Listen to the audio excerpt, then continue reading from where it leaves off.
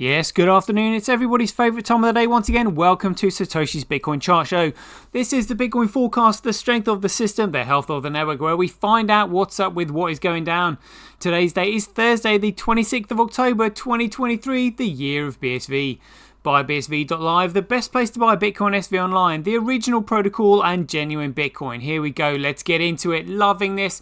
So there are going to be some new faces watching this today. So if you are seeing this for the first time, if you are down in Nottingham where I gave my talk the other day, I will leave a link in the description to all these sites that I look at, so you can just simply go over them yourselves. But let's crack on with it. So this is a site called Coindesk, and for those of you who haven't seen my show before, I call BTC Cabalcoin because that's what it is. It's currently got a market price of $34,289. Ooh, that's going to hurt. That's got a long way to fall because it's got a fundamental value of precisely zero. Then we got B Crash, what a joke, Fisher Price Cash, who cares? But then we got Bitcoin. The original protocol goes right back to the Genesis block. It hasn't changed, making it the real Bitcoin, the true Bitcoin, the genuine Bitcoin, and the world's first and only ever digital commodity, backed by the value of data sovereignty, making it the most valuable commodity on earth because it's an extension of our own personal freedoms and liberties. Oh yes. So starting from the top here, we've got the market price of $50. So that's gone up a lot since the last time we looked at this. I think last time I did a chart show, it might have been like $35. So we're now at $50. Happy days, bring it on. But again, this is just the speculative market price. What matters are the fundamental figures, which we'll be going through right here. So we've got hash rate. Well, actually, we'll start from the bottom. So those of you who heard me talk, you'll hear me say block size is the amount of data being uploaded onto the network. If there is no data being uploaded, there is no network. That is it. It is a utility-driven network. If it is of no use, it is of no value. That's it. If something is useless, it's worthless. If something is useful, it's valuable. And this is useful and economically self-sustained by the amount of data being uploaded onto the network. So the data is uploaded via the transactions. The transactions are then processed by the nodes that create blocks and supply the hash rate. And the hash rate is meant to be attracted to the value, which is meant to be representative of the price. But the price is currently speculative because people don't have a clue what Bitcoin really is. But when education catches up with speculation, you can guarantee the speculative prices will soon start to match their fundamental values. Happy days. So looking at the hash rate, we'll just have a quick look at that. So this is the difficulty adjustment on Cabalcoin BTC. And look at that, that's going up. It is literally the highest it has ever been. Maybe because the price is going up just a little bit recently. But again, it's just simply another pump, which we will demonstrate when we get to it. This is absolutely insane. The Cabal doing all they can literally just to disguise the Bitcoin protocol from everybody. It's insane what's going on. So that's the BTC difficulty adjustment, which is adjusted sort of every about 16 days, about that, approximately every 2 weeks. We'll have a look at the hash rate on BSV. So that's pretty steady over 6 months. Yep, looking good on the year. So, oh, look at this. So hash rate went up recently. So that would have been the increase in the amount of hash rate on the network, which followed the sort of price increase. I saw mining Dutch on there the other day. Interesting, very good. So that's the hash rate. Now we will look at network nodes.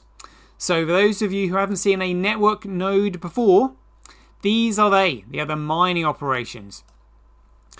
So what these represents, so these are globally distributed and economically competitive. This represents the backbone to the new global financial system, the world's first ever commercial internet. Absolutely phenomenal. All this stemmed from the creation of one white paper. Just absolutely mind-blowing. Blows my mind every time. So they are nodes. There we go. And we will now look at transactions. So currently Bitcoin has got 99.5% of the entire volume of transactions on its network in comparison to all these other fake, fraudulent shitcoins with no economic value, all economically worthless security offerings. So that's 99.5. But let's have a look at that in comparison to the rest of the market. there it is. Look at this. Look at that. Can you believe it? So this is actually the entire market. So we've got Ethereum, XRP, and others on there. Literally, this is absolutely hilarious when you understand what's going on. So we've currently got 108,763,029 transactions that have been processed over the last 24 hours. The other chains cannot scale, plus the fact they're infringing on Dr. Wright's blockchain intellectual property because he created blockchain. It's just absolutely, they simply do not know how to scale. Just cracks me up, honestly, it really does. And then again, so transactions uploaded by the block size. Look at that, block size, we got 98.7%. Just absolutely phenomenal. So let's have a look at the last 30 blocks that have just been produced. So relative sort of average sizes here, but we had some big ones earlier. Look at those. But if we go across here to Cabalcoin, look, a block size stuck at 1 megabyte. So we've got 11111. Yeah, all 1 megabyte, 1 point something or other. Bcrash. They've got one block over a megabyte. So struggling to get one block out of 30 over a megabyte. Fisher Price Cash still struggling to get all of their blocks over a kilobyte, let alone anywhere near a megabyte. And then we got Bitcoin over here. Oh, look at this. We've got a block here, 436 megabytes. So there is more data in that one block. Oh, 522. So there's more data in that one block than the entire column here on Cabalcoin BTC. Honestly, absolutely hilarious. Let's just have a look at that in more detail. Why not? Let's have a bit of a laugh. So here we go. Let's have a look at these big blocks. Look at these. Come on. 522, 499. Huge blocks coming through there. I actually saw a gigabyte block the other day. There we go. Look at that. 1.2 gigabytes of data in one block. And they would tell you that Bitcoin doesn't scale. What an absolute joke. So that was 1.2 gigabytes. Was there another one? Let's have a look. See, look at the size of these blocks. Absolutely massive in comparison. Absolutely massive. There we go. Oh, 1.5 gigabytes in a single block. Fantastic stuff. So here we go. It's hash rate. So again, hash rate is attracted to the value, which is meant to be really representative of the price. But hash rate follows price, follows value, follows utility, follows creativity and initiative. So if you can make something that is useful, it will then become valuable. If something is valuable, if something is useful, it's valuable. If something is useless, it's worthless. It's that simple. Proof of work by network. Well, again, they're listing Bitcoin here, but in actual fact, that's incorrect because Bitcoin they're listing as SegWitCoin, so that's the alternative protocol. So all that should actually be over here on Bitcoin. Let's just enlarge these charts, shall we? There we go. And have a look at this. Oh, this is actually quite interesting. So it's normally, well, usually for the last couple of years or so, it's been like 10, 20, 30% more profitable to mine on Cabalcoin than Bitcoin because it's being managed. So this is the figure that you really need to be looking at. This will tell you when the market is about to change. Everything is in the mining profitability.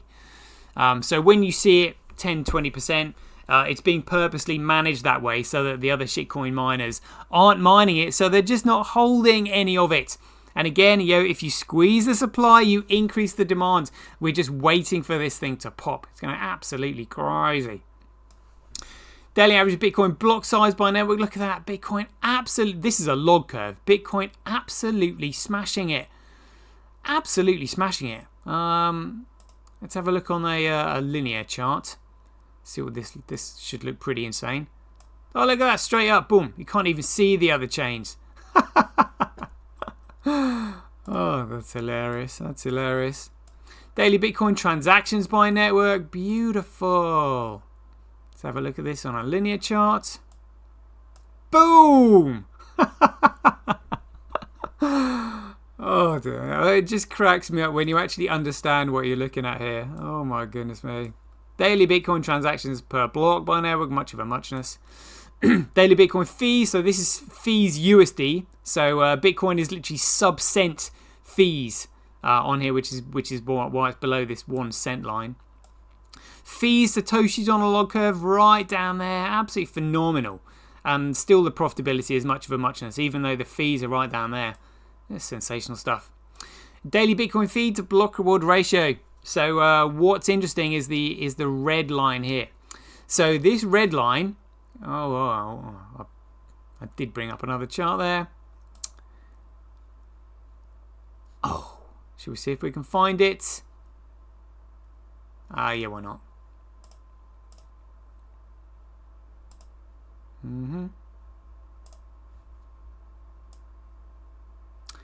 So that red line will be representative of this solid blue line right here. So as the block reward continues to get cut in half every 210,000 blocks, which is every 4 years, the miners will need something to economically sustain them, and that is the utility of the network. Remember I said if something is useful, it's valuable. If something is useless, it's worthless. This represents the utility, the number of people using the network, so that as the block fee surpasses the block reward, when that happens, we will then have an economically self-sustaining system, which is what we are gunning for. And that's what this red line will eventually represent there. So this is daily accumulated Bitcoin blockchain growth by network. This is really the only line that you need to look at. It tells you everything you need to know, and it's probably going to be representative of what will happen to the price, because miners will just simply mine the most valuable chain, and the most valuable chain is the chain with the largest amount of growth on it. That is it. That is it. So which chain is growing the longest? Which one are the most people using? It's this one here. It's really quite simple. So just to show you the process of what happens. So whenever you are whenever you're uploading onto data onto the network, you will first of all broadcast the data to the network. Your wallet address will assign a signature to the upload. That is then hashed by SHA-256, and it is then assigned a hash number, which is created using the previous bit of data that another user would have uploaded. So it just means that all the data, the hash numbers, are effectively all linked together, so that the data can't be cracked, altered, or changed or deleted unless you alter the entire network. So that is broadcast onto the network, which is created in the design of a mandala network. So you're never more than 6 hops away from every single node acknowledging the transaction. The transaction, the moment it's broadcast, is uploaded into the memory pool. Imagine these bits of data, if you will. The miners compete to find the SHA-256 of the first bit of data that is uploaded onto the network, and when they find that, the block is then capped, created, and the miner wins the block fee and the block reward of all the transaction fees that are with all the other transactions that are in the block. And that is how blockchain works in a nutshell, basically. Here we go. This is the interesting part. So this is global hash rate 7 days. Foundry USA pool is MasterCard. They're the one increasing the difficulty at the moment. Global hash rate 24 hours. Cabalcoin hash rate 24 hours. Sample on there. This is interesting. So this is Bcrash. Other miners letting the other shitcoin enterprises have a look in. Again, just managing the hash rate there, making sure that it's much of a muchness to mining on BTC. This is Fisher Price Cash, what an absolute joke. Again, mining being managed there by Zulu Pool. I think there was another one, used to be called Hathor, that was on there. But this is Bitcoin. So Tau is 61.81% of the entire hash rate on the network. Mining Dutch, they had a large part recently, which is what increased the hash rate on the network. Other mining pools just keeping it steady, managing it. So yeah, it's very, very interesting. I'll get rid of that. So the transactions. Right, so we'll just check the transactions on what's on chain, which is the block explorer for Bitcoin. So we're registering now 112 million transactions in the last 24 hours. 112 382,360 transactions to be precise. Phenomenal stuff, really. Let's have a look at the mining. So this is mining on Bitcoin, BSV. Oh, good. They're changing this. So we've got 7 miners on there at the moment. Tal, QD Link, Mining Dutch, others, Gorilla Pool, Pro Hashing, and Hath is on there. Very good. Let's have a look at BSV Data. Check it out. So look at this. This is just absolutely insane when you actually see it pointed out to you like this. So transaction volume 24 hours. So that needs to be updated because it says 52 million. It's actually 112 million. So absolutely bonkers. Smashing all of these other shitcoins here. Represented in a pie chart there. Transactions per second and average fee. So the average fee decreases as the chart goes up. And the volume of transactions is along the bottom. So literally Bitcoin out by a country mile on its own out there in a sea of shitcoins. I mean, look at this. Here we go. Daily accumulated number of transactions. Or accumulated number of transactions on the network. So this is actually on the network, and they're counting this since 15th of November 2018, which is when the BSV ticker was created, even though it's actually just Bitcoin. But I mean, look at the number of transactions on it compared to Ethereum. Absolutely smashing it. And daily accumulated Bitcoin or size of the blockchain. I mean, look at the amount of data on BSV. The other chains just simply can't handle it. They're just absolute joke shops. Utter joke shops. Let's have a look at BSV Data. Oh, still loading. Bad luck. So this is a footprint of the network, a protocol. So it just shows you how economically efficient it is. So again, the Cabal have made their Cabalcoin BTC extremely economically inefficient, just so they can say, oh, Bitcoin is not efficient. Oh, it's bad on the environment. What a load of crap. They purposely made it crap. But the genuine Bitcoin, look at that. It's actually probably the most efficient network on the planet. It's phenomenal. Let's have a look at Crypto Quant. So this represents Bitcoin exchanges reserve all exchanges. So the purple line is the exchanges reserve in BTC, and the black line represents the price. So you can see that the exchanges are actually cashing out of their BTC reserves. Now, why would that be? I would suggest it's because they know what's coming. They do not want to be holding that shitcoin when the shit hits the fan. And let's have a look at this. So this is miner to exchange outflow.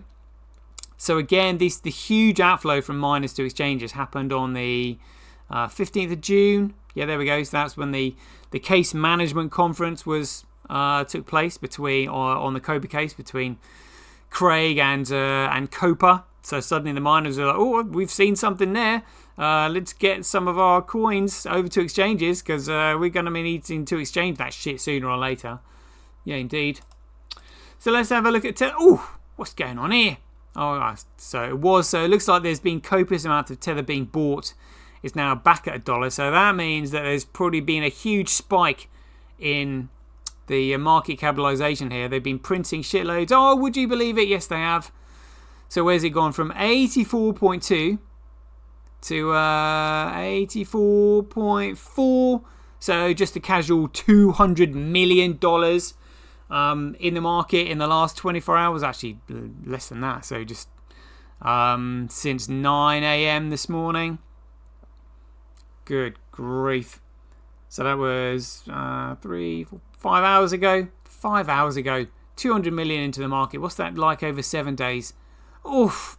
Look at that. They're desperately pumping the price of BTC to keep their scam going. Look at that over a month. Where do we start here? So market cap 83.1 billion and we're now at 84.4. So just a casual $1 billion in a month. $12 billion a year. What an absolute load of cobblers. Utter cobblers, that is. And had some good... let's have some talks on this. So this is a post here saying that... here we go. Yeah, Aaron Y said, effective now, I'm halting my involvement with the developers of the Lightning Network and its implementations. I think this new class of replacement cycling attacks puts Lightning in a very perilous position. And again, this was the actual statement he put out, saying full disclosure, blah, blah, blah, blah. Effective now, I am halting my involvement with the development of Lightning Network. I think this new class of replacement recycling attacks puts Lightning in a very perilous position where only a substantial fix can happen at the base layer. Oh, so the base layer, that's actually their SegWit protocol that they've created, which can't scale, and there's like Taproot on it and all this crap as well. Adding a memory-intensive history to all seen transactions, awesome consensus upgrade. Deployed mitigations are worth something in face of simple attacks, though I don't think they're stopping advanced attackers, as said in this first full disclosure mail. So he knows all the changes that they've made to the protocol and all these vulnerabilities that they've allowed, which again allows ordinals, which are sort of these JPEG pictures to be uploaded onto the BTC network, which initially they were just like, oh, store of value, not many use it, just JPEGs on Ethereum and all this crap. It's absolutely hilarious. It's an absolute shit show, joke when you really know what's going on. But just got a few videos on that, which I will let Craig explain. Have a listen to this. Look up Vertice and Edge, and I'll be posting a whole lot of math that you can actually look up things about, and you can see what happens. Even if we were to fracture things by specifically targeting everything, Bitcoin doesn't break.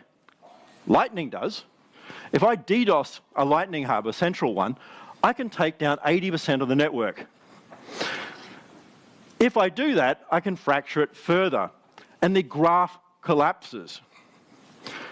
An attack of 5 machines right now by DDoS could actually fracture and force all the channels to close on something like Lightning.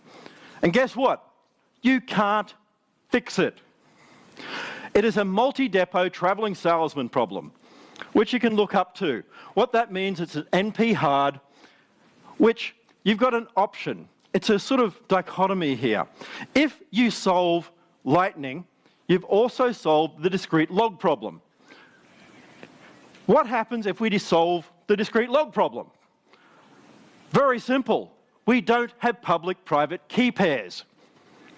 The only way to make Lightning work, and this is what they don't tell you, is to undo cryptography. If you undo public-private key pairs, you don't have anything. So we need something stable. Is a chain of digital signatures. Each owner transfers a coin to the next by digitally signing a hash of the previous transaction and the public key of the next owner and adding these to the end of the coin. A payee can verify the signatures to verify the chain of ownership. All right, so how does this picture change if we're considering SegWit coins instead? Well, in a Bitcoin, the signatures are an integral part of the chain. Carol can only verify the complete chain of ownership if all the signatures exist, because if even a single signature is missing, the chain breaks down and there's no way to follow it through. A SegWit coin is different because the signatures are all outside of the chain. If even none of the signatures exist, or maybe none of the signatures were even real to begin with, Carol can still validate the chain of custody. I'm using the word custody instead of the chain of ownership because SegWit really only shows custody. So the bottom line is that a Bitcoin is a chain of digital signatures, whereas a SegWit coin is something else. No one who acts as the lord of the repository. It's fucking Bitcoin. The whole purpose is to have things not controlled. Part of why I fucking disappeared was to have things not controlled. And I have to come back to control things to get it fucking not controlled. That's the freaking irony of this shit. Fucking think, people. Honestly. There we go. Lightning Network can't scale. It is fundamentally flawed. It's insane. And when you're saying, what's SegWit? Well, it's not Bitcoin. What is it? I'll tell you what it is. It is blatant securities fraud. That's what it is. They've made an economically worthless security offering because getting rid of the signatures removed common accountability in the network. And that has made it contractually illegitimate. It's economically worthless and classifies it as securities fraud. Essentially controlled, utter piece of nonsense.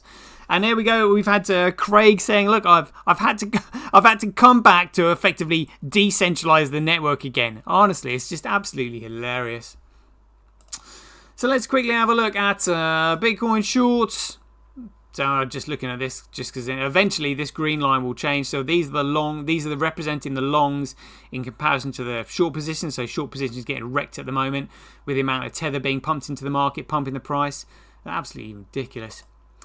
The morning run, so you can currently get 692 genuine Bitcoin for the price of one Cabalcoin, and 5 genuine Bitcoin for the price of one Bcrash coin. What a joke. Live coin watch, here we go. Let's have a look at this. So the market cap overall, $1.2 trillion worth of utter shite. Utter shite. My goodness me. This is BTC. Let's have a look at the sales volume. Yeah. So trade volume, a 24-hour volume, just 2.4. That's not very much at all. It's usually around 5%, a healthy market. But let's have a look at Bitcoin. Where are we? Oh, normally we're on the next page, but we are now currently at 44. Get in there. Oh, look at trade volume, 8.8%. Well, it's just an indication of the health of the market, really. Just means a lot of people are interested in it. Although trading actually devalues it, but price going up in the right now as we're looking at the screen. BSV breakdown. So this is volume, trade volume on these various exchanges. But really, you should be looking at liquidity. Where's the most liquidity? CoinW, hit BTC. So if you're wanting to, so the others will be derivatives exchanges because they're not actually holding probably too much Bitcoin. So if you actually want to get Bitcoin and then withdraw it from the exchanges, you would actually need it on these exchanges because they're not derivatives. They've actually got BSV liquidity on them, so they're the ones you need to be. Looking at. Let's have a look at the price. 24 hours ups and downs, 7 days. Oh, there we go. We've got a price pump there 7 days ago. Where was that? Up from $41. Where was this? Over 30 days. Oh, it got as low as $31. $31 been out, 49. Beautiful, getting in early. Loving it. Let's have a look at CoinCap. Oh, look at that. Look at it. It looks like they're trying to delist it. Look, we've got all these price movements. So Eric Voorhees, who owns this site, is just like, oh yeah, we'll just not show the price discrepancy here. Look at that. That's outrageous. Absolutely. Oh yeah, no price. What a joke. Honestly. Yeah, no conspiracy against the genuine Bitcoin here, ladies and gents. So let's have a look at Bitcoin versus BTC. Oh, it's performing well. But again, we're just dealing with the Tether pump at the moment, trying to keep their scam coin going, that is. Good grief. Let's have a look at BSV USD. Still looking strong though, very good. Let's have a look at Coindesk. Oh, what's this? So they're just indicating that the price has just gone down to $48. You know, just pumping and dumping. Classic trader movements, really. But the reason Bitcoin is important and the cabal are trying to hide it is because we either have a common money used by the people to create government that works for the people, or government will create currency to control the people. These are literally the only options available to us. So the reason I'm going through these figures is because it is all about the largest court case in financial history. The cabal masquerading as COPA, the Crypto Open Patent Alliance, trying to steal and take Satoshi Nakamoto's legacy away from him, or the blockchain IP that belongs to Dr. Craig Wright. So it's really the cabal versus Bitcoin on the 15th of January 2024. So stay tuned and we'll bring you more. And until then, be aware, take care, stay safe out there, and we'll see you in the next one.